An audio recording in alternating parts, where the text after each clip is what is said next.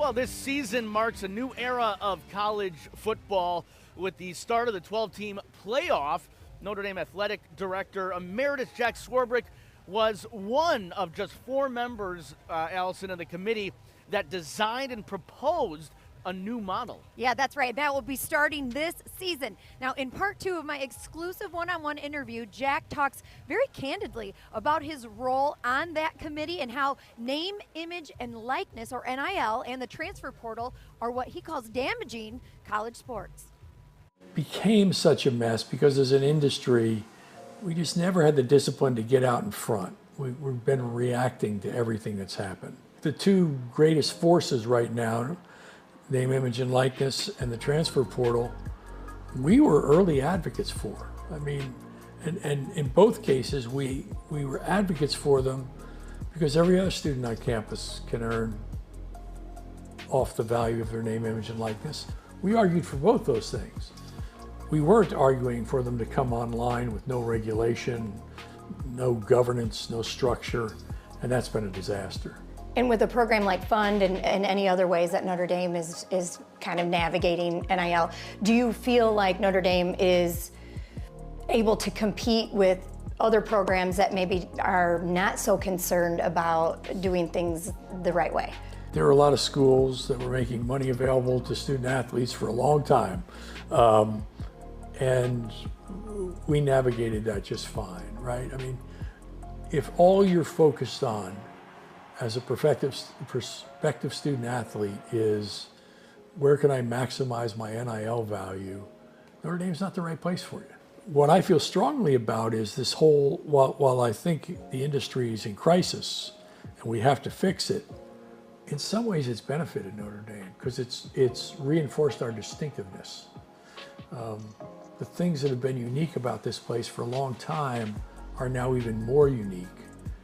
And you can draw the distinction even more clearly for parents and prospective student athletes. The playoffs, everyone's talking about the playoffs, of course. That's going to be starting this year, and you were at the forefront of that, one of 4 of that committee to actually come up with the model for the 12-team playoff. What went into your vision for what it became, and then what is your vision for it as it moves into this new chapter for college sports? It was a great committee that got to the right result. And one small example, in virtually any other college sport, you have about a 24% chance of being in the postseason. In football, you had something less than a 4% chance of being in the postseason, right? So we wanted to get it closer to that without creating a situation that taxed the student athletes too much. And the model we came up with really sort of threaded that needle perfectly. We did some good work and came up with a good model, and unfortunately, the politics of the time caused effectively a 2-year delay in adopting it, and we paid a heavy price for that. And of course, you had interest in how Notre Dame would fare within this 12-team playoff. What do you feel like was the benefits for a team like Notre Dame to remain independent and still be able to have an opportunity?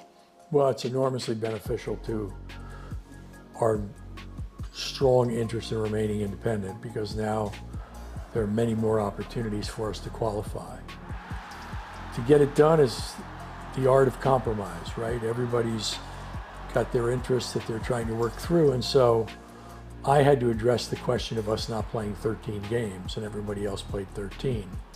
And so I addressed that by saying, okay, we won't take the bye when we're one of the top 4 teams.